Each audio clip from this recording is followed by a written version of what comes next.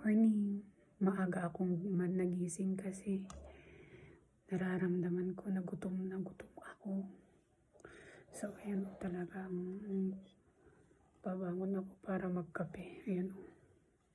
5:30 lang ng umaga. Ganito po ang feeling ng buntis.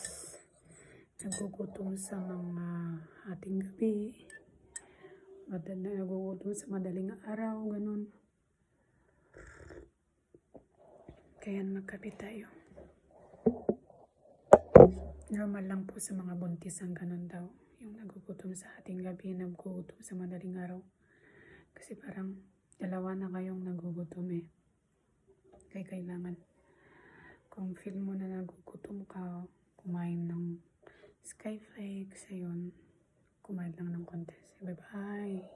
See you on my next vlog.